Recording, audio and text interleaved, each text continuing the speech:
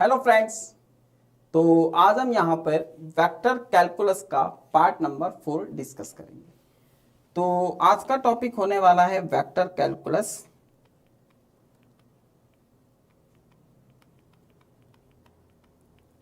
Part 04।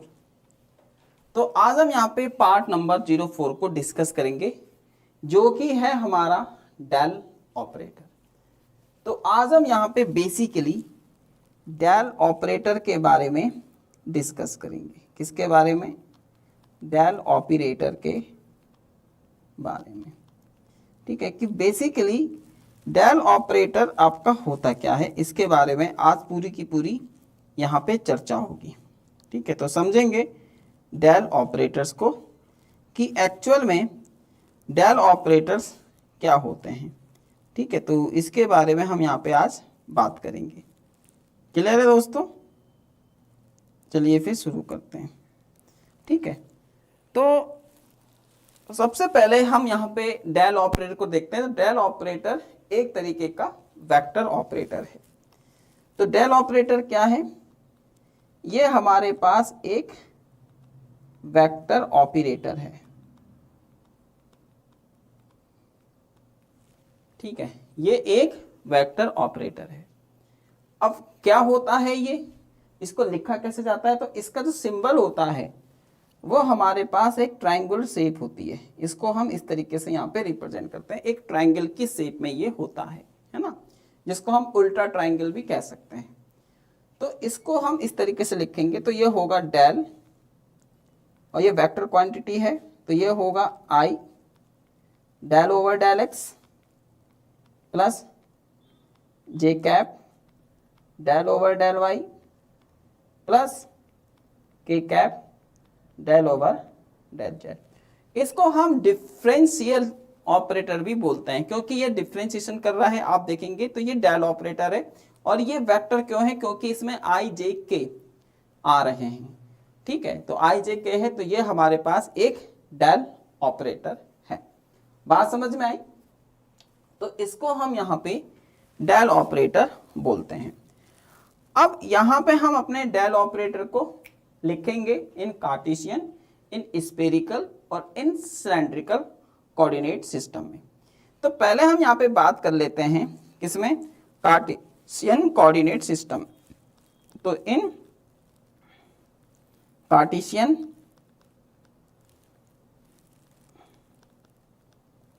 Coordinate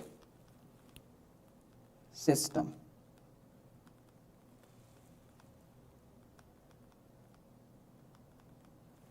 तो हमारा जो कार्टेशियन कोऑर्डिनेट सिस्टम है ये क्या होता है? बेसिकली एक्स वाई जी होता है ना। तो एक्स वाई जेड।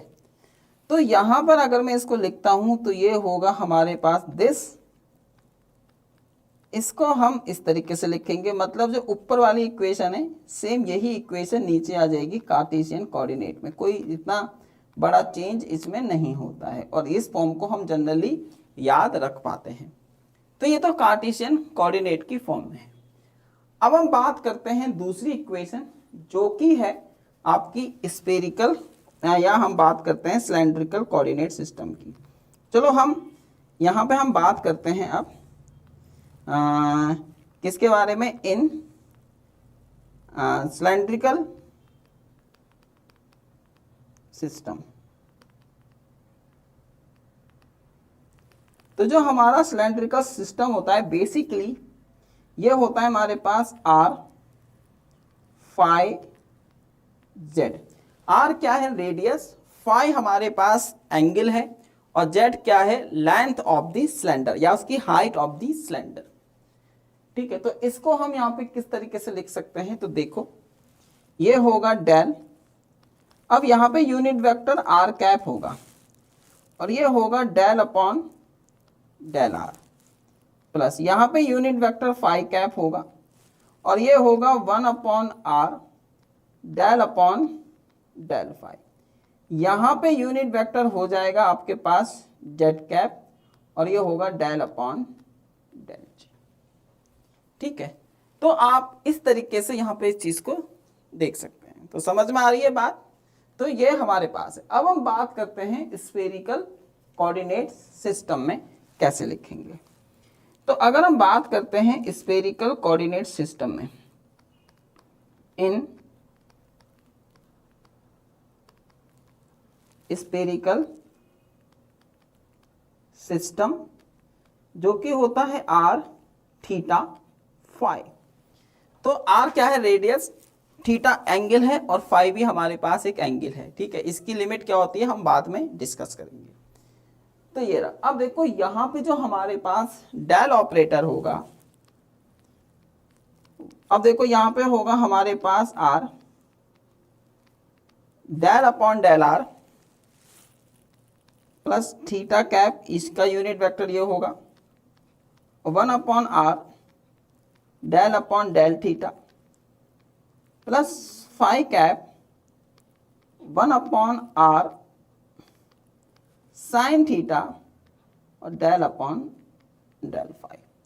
तो ये हमारे किसमें है, कार्टेशियन, स्फेरिकल और सिलेंड्रिकल कोऑर्डिनेट सिस्टम में मैंने अपने डेल ऑपरेटर को लिखा है। समझ में बात आई। तो ये हमारे पास क्या है, इसके डेल ऑपरेटर है। अब ये जो हमारे पास ग्रेडियंट होता है ना, इसको सॉरी जो ये हमारे पास डेल ऑपरेटर होता है, इसको हम किस तरीके से ऑपरेट कर सकते हैं। तो सबसे पहले हम यहाँ पे समझेंगे फील्ड्स को, क्योंकि फील्ड समझ में आ गया तब हम इसकी एप्लीकेशंस को समझ पाएंगे।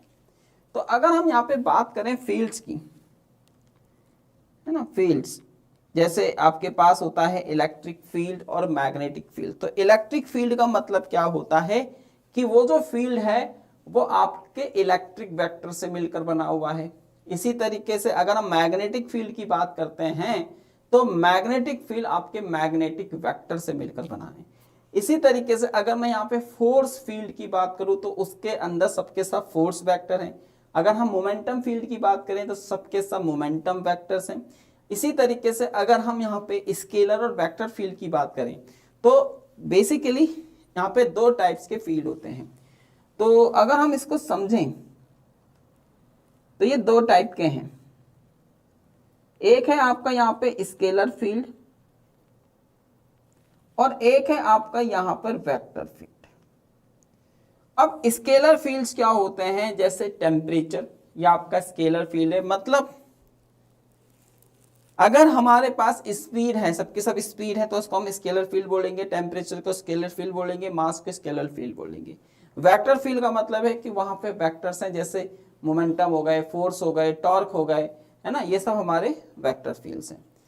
अब ये है, अब हम बात करते हैं इसके ऊपर ऑपरेट करने की। तो सपोज करो मैं स्केलर फील्ड को रिप्रेजेंट करता हूं किससे, फाई से, और स्केलर फील्ड को रिप्रेजेंट करता हूं मैं ए से। ठीक है, वेक्टर ए।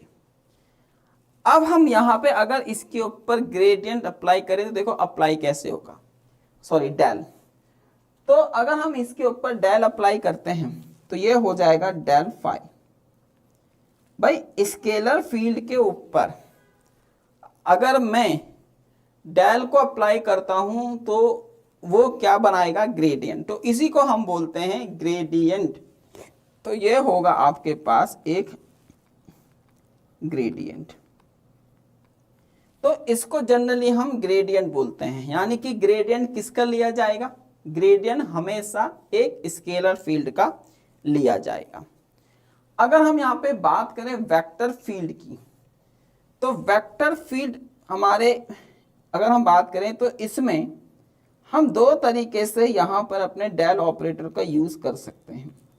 किस किस का, है ना, हम यहाँ पे दो तरीके से अपने वेक्टर का यूज कर सकते हैं। तो यहाँ पर हम इसको इस तरीके से अगर देखें तो ये कुछ इस टाइप से यहाँ पर बन सकता है। देखो कैसे, तो जैसे यहाँ पे वेक्टर मेरे पास ए है, तो इसमें अगर मैं डेल को ऑपरेट करूं तो या तो ये होगा इसका डॉट प्रोडक्ट, क्योंकि डेल भी मेरे पास क्या है, एक वेक्टर है। तो एक के साथ या तो इसका डाई मतलब डॉट हो सकता है, दो वेक्टर को या तो हम डॉट प्रोडक्ट या इसका ले सकते हैं क्रॉस प्रोडक्ट। तो ये या तो इस तरीके से होगा, ठीक है। मतलब डाइवर्जेंस और कर लेने के लिए हमारे पास वेक्टर फील्ड होने चाहिए और ग्रेडियंट लेने के लिए हमारे पास एक स्केलर फील्ड होना चाहिए। तो इसको मैं इस तरीके से यहाँ पर ड्रॉ कर सकता हूँ।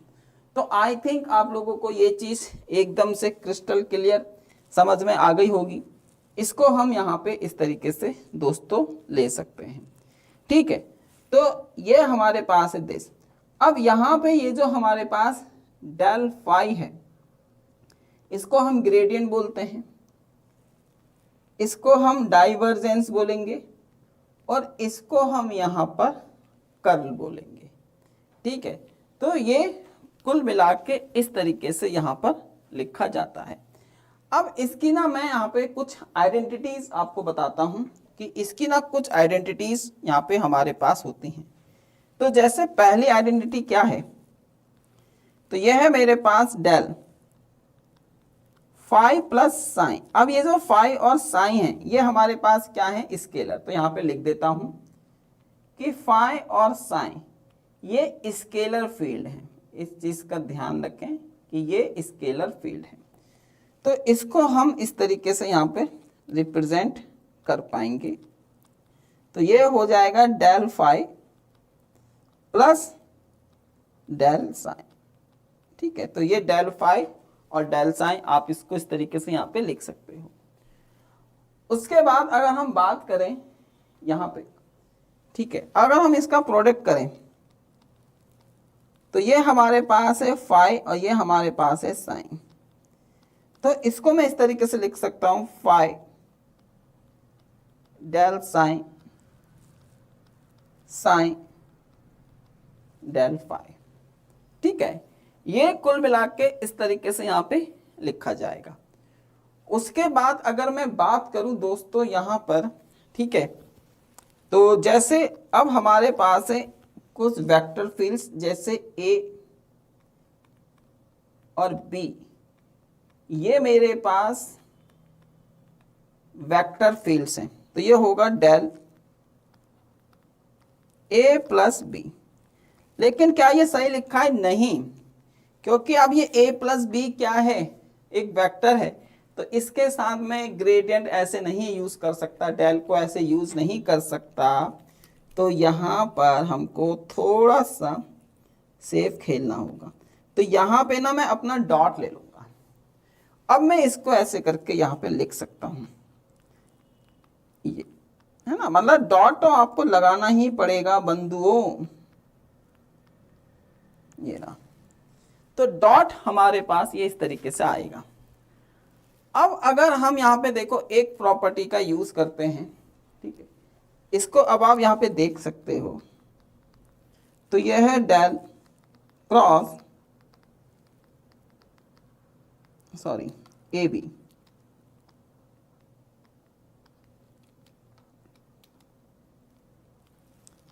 तो इसको हम यहाँ पे किस तरीके से लिख सकते हैं? ठीक है, अब देखो ये हमारे पास मल्टीपल हो रहा है। तो इसको चलो आप लोग करके देखना, है ना। मैं कुछ और लेता हूं। तो जैसे मैंने लिया है यहाँ पे del dot del cross A, इसको हम करके देखते हैं। तो ये हमारा जीरो होता है ना, वो तो आप कर ही लोगे। तो ये हमारे पास बेसिकली जीरो है। और इसी में एक प्रॉपर्टी और होती है दोस्तों, जो होती है हमारे पास डेल क्रॉस डेल फाई, और इसको भी हम यहाँ पे जीरो लेते हैं। तो ये ना कुछ आइडेंटिटीज हैं जो आपको पता होनी चाहिए। ठीक है, ऐसे बहुत सारे आइडेंटिटी है, आप निकालो और उनको देखो और उनसे सीखो। ठीक है, क्योंकि ये आइडेंटिटी आपकी वेक्टर कैलकुलस में तो यूज होंगी, साथ में electromagnetic theory, classical mechanics, quantum mechanics, यहाँ पर भी ये बहुत वाइडली यूज होती हैं। ठीक है दोस्तों, तो आज के लिए इतना ही, है ना। और इसको मैंने आपको बताया कि बेसिकली हमारे डेल ऑपरेटर्स क्या होता है। तो डेल ऑपरेटर आपने देखा, इसको हम इस तरीके से यहाँ पे लिख सकते हैं। ठीक है, तो ये क्या है, आपका एक डेल ऑपरेटर है। ठीक है, तो इसको आप समझें कि ये एक वेक्टर ऑपरेटर है, जिसको हम डिफरेंशियल ऑपरेटर भी बोलते हैं। कार्टेशियन, स्फेरिकल और सिलेंडर में इसको इस तरीके से लिखा जाता है। ठीक है दोस्तों, बाय बाय।